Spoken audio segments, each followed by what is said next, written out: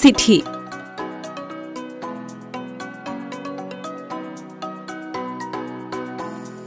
চিঠি কেৱল যোগাযোগৰ মাধ্যমেই নহয়, এখন চিঠিয়ে কঢ়িয়াই আনে আপোনজনৰ সুখ দুখ হাঁহি কান্দোনৰ বতৰা। এখন চিঠি কাৰোবালৈ পঠিওৱাৰ পিছত প্ৰত্যুত্তৰ জনাই লিখা চিঠিখনলৈ অধীৰ আগ্ৰহেৰে বাট চাই থকা পদূলিত ডাকোৱালৰ চাইকেলৰ টিলিঙাৰ মাত শুনিলেই খৰখেদাকৈ আগবাঢ়ি যোৱা এই সকলোবোৰ অনুভৱ মাত্ৰ চিঠি লিখাসকলেহে বুজিব পাৰে। মোবাইল ফোনবোৰ সুলভ হোৱালৈকে যোগাযোগৰ মাধ্যম আছিল কেৱল চিঠি। কিন্তু ইণ্টাৰনেটৰ ব্যাপক প্ৰসাৰ, এপসমূহৰ সহজলভ্যতা আৰু জনপ্ৰিয়তাই চিঠি নামৰ যোগাযোগৰ মাধ্যমৰ যেন প্ৰাণ কেতিয়াবাই কাঢ়ি নিলে। কিন্তু হেৰাই যোৱা সেই মাদকতাবোৰ পুনৰ ঘূৰাই অনাৰ প্ৰয়াস অসমীয়া প্ৰতিদিন ডিজিটেলৰ। অসমীয়া প্ৰতিদিন ডিজিটেলে অসমীয়া ভাষাৰ চৰ্চা আৰু প্ৰসাৰৰ প্ৰতি লক্ষ্য ৰাখি ছাত্ৰ ছাত্ৰীসকলৰ মাজত আয়োজন কৰিছে চিঠি লেখা প্ৰতিযোগিতা।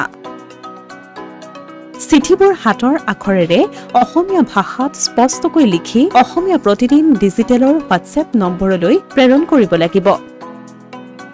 বিদ্যালয়ৰ ছাত্ৰ ছাত্ৰীৰ মাজত সীমাবদ্ধ থাকিব এই চিঠি লিখা প্ৰতিযোগিতা।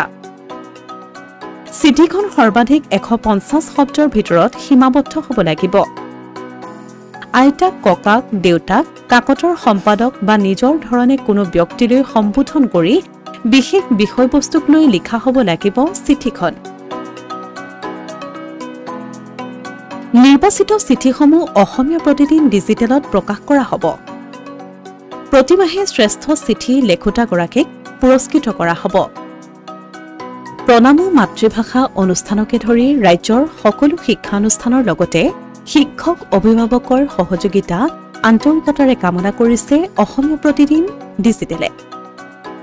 অসমীয়া প্ৰতিদিন ডিজিটেলৰ হোৱাটছএপ নম্বৰ 6000953434। এই প্ৰতিযোগিতাৰ বাবে প্ৰেৰণ কৰা চিঠিসমূহত ছাত্ৰ ছাত্ৰীসকলে বিদ্যালয়ৰ নাম, শ্ৰেণী, যোগাযোগৰ নম্বৰসহ ঠিকনা স্পষ্টভাৱে উল্লেখ কৰিব লাগিব। গতিকে আজি অসমীয়া প্ৰতিদিন ডিজিটেললৈ প্ৰেৰণ কৰক চিঠি আৰু লাভ কৰক আকৰ্ষণীয় পুৰস্কাৰ। Asomiya Pratidin digital desk.